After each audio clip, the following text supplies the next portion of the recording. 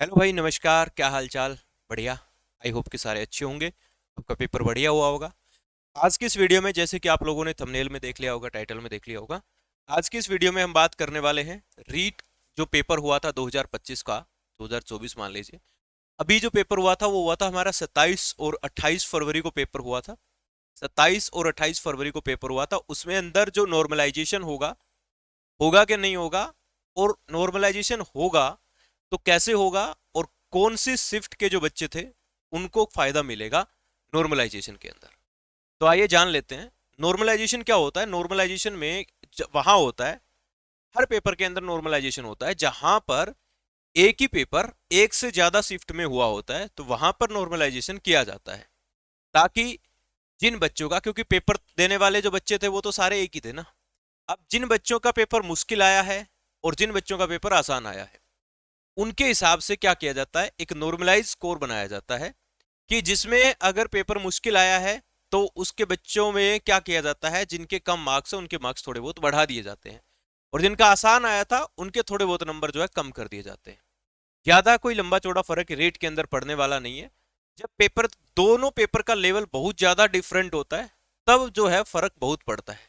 Normalisation का मामला NEET जैसे पेपर में आपने पहले काफी बार उठा हुआ देखा होगा। रीट की परीक्षा के अंदर, नीट बोल रहा हूं मैं, नीट जो डॉक्टरी के लिए पेपर होता है, उसके अंदर नॉर्मलाइजेशन का मामला बड़ा होता है, क्योंकि वो अलग अलग शिफ्टों में पेपर होता है, कई सारी शिफ्ट होती है, उसमें पेपर के लेवल भी, वहां पर गैप बहुत ज्यादा आता है पेपर के लेवल में। यहाँ पेपर के लेवल में बहुत ज्यादा गैप देखने को नहीं मिला, तो यहाँ जो नॉर्मलाइजेशन होगा, पहले ही बता दे रहा हूँ, कुछ ज्यादा लंबा चौड़ा फर्क नहीं होने वाला है। फिर भी हम जानते हैं कि कौन सी शिफ्ट को ज्यादा फायदा मिल सकता है। थोड़ा बहुत एक दो नंबर का मिलेगा, ज्यादा से ज्यादा, उससे ज्यादा नहीं मिल सकता है ना। उससे ज्यादा कहीं आप सोच रहे हो कि आपके 4 नंबर 5 नंबर बढ़ जाएंगे, तो ऐसा संभव नहीं है। अब बात कर लेते हैं किसको होगा फायदा।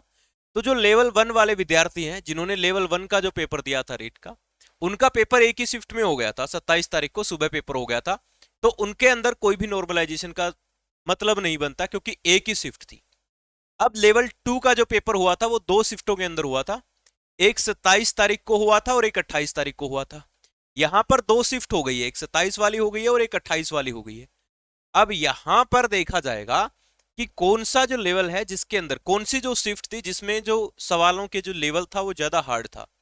ऐसा कहा जा रहा है बहुत सारे टीचर्स के द्वारा, बहुत सारे बच्चों के द्वारा, पेपर देने वाले जो अभ्यर्थी थे उनके द्वारा, कि जो 27 तारीख की जो शिफ्ट थी, इसका जो पेपर का जो लेवल था, ठीक है, वो थोड़ा सा आसान था और 28 वाले का थोड़ा मुश्किल था। अब इसमें ज्यादा नहीं होगा, इन दोनों में से देखा जाएगा। अब देखिए, एक ये भी नहीं देखा जाता, सिर्फ इतना नहीं देखा जाता कि कौन सी शिफ्ट का पेपर आसान था या कौन सी का पेपर मुश्किल था। यहां पर कई सारी चीजें देखी जाती है। भाई, कुल विद्यार्थी कितने थे, ठीक है, कुल विद्यार्थी कितने थे जिन्होंने पेपर दिया।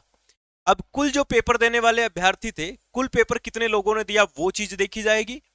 और इसके बाद देखा जाएगा कि भाई कितने जो है एवरेज स्कोर। ठीक है, पहले तो कुल पेपर देखा जाएगा कि भाई इस पहली शिफ्ट के अंदर कितने लोगों ने पेपर दिया, दूसरी शिफ्ट के अंदर कितने लोगों ने पेपर दिया, ठीक है, कितने प्रतिशत लोग यहां पर क्या रहे, उपस्थित रहे। और जो एवरेज मार्क्स आ रहे हैं, एवरेज नंबर जो आ रहे हैं, वो किसके कितने नंबर एवरेज आ रहे हैं, ठीक है। एवरेज नंबर देखा जाएगा कि भाई किसके जो है नंबर है वो एवरेज के हिसाब से कितने आ रहे हैं।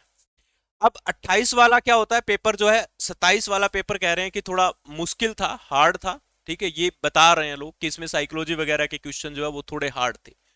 तो अगर ऐसा है, अगर थोड़ा बहुत लेवल है, तो इसको 27 वाली शिफ्ट में अगर हार्ड क्वेश्चन बनेंगे और एवरेज स्कोर कम आ रहा है, तो इनको भाई 1 या 2 नंबर का फायदा हो सकता है, ज्यादा से ज्यादा 2 नंबर का फायदा हो सकता है।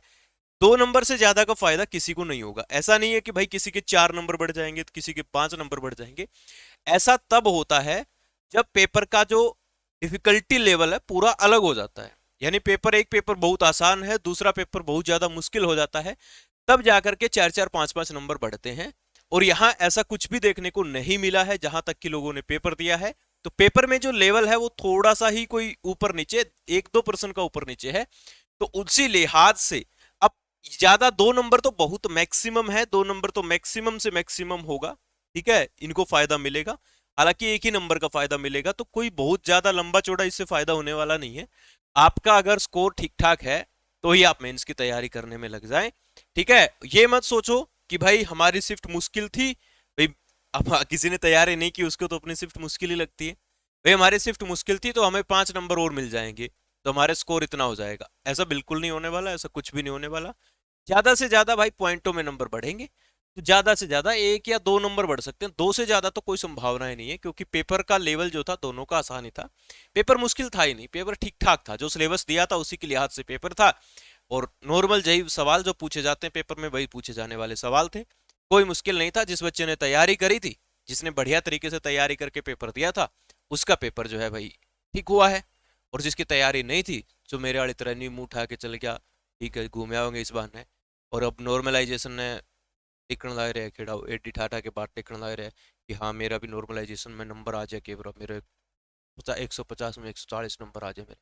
तो ऐसा कुछ नहीं होने वाला। नॉर्मलाइजेशन होगा तो 1-2 नंबर का फर्क पड़ेगा, वो भी अगर थोड़ा गैप हुआ तो। और ये इसमें भी कई सारे फैक्टर्स देखे जाते हैं, कितने बालकों ने पेपर दिया, कितने बच्चों के एवरेज स्कोर क्या बन रहा है, कई सारे वो फार्मूले अलग होते हैं। हर जगह फार्मूला अलग अपनाया जाता है। तो बोर्ड जो फार्मूला अपनाएगा उसके लिहाज से, ऐसा नहीं है कि रीट में नॉर्मलाइजेशन नहीं होता, पहले भी हुआ है रीट में नॉर्मलाइजेशन। और थोड़ा बहुत पॉइंटों में नंबर घट भी सकते हैं, बढ़ भी सकते हैं, दोनों कम होते हैं, जनरली बढ़ते हैं, कभी कभी घट भी जाते हैं, थोड़ा बहुत 1-2 पॉइंटों में नंबर आ जाते हैं। तो बस यही मामला है, पॉइंटों का ही खेला है थोड़ा बहुत, और कुछ ज्यादा लंबा चौड़ा फर्क नहीं पड़ने वाला। हाँ भाई जिसके 1-2 नंबर से पड़ेगा तो उसको तो पड़ेगा ही भाई। अब फर्क भी पड़ेगा, सबको तो नहीं पड़ेगा लेकिन एक आध बच्चे को तो जरूर फर्क पड़ेगा। तो यही था नॉर्मलाइजेशन का मामला। तो नॉर्मलाइजेशन के ऊपर बहुत ज़्यादा आप निर्भर ना रहें, अपनी मेंस की तैयारी जो है वो अपनी अच्छे तरीके से करें। और जिनका पेपर नहीं हुआ है अच्छा, वो अपने आगे और बहुत सारे पेपर आने वाले हैं, उनके तैयारी में जुट जाएं। जय हिंद, जय भारत।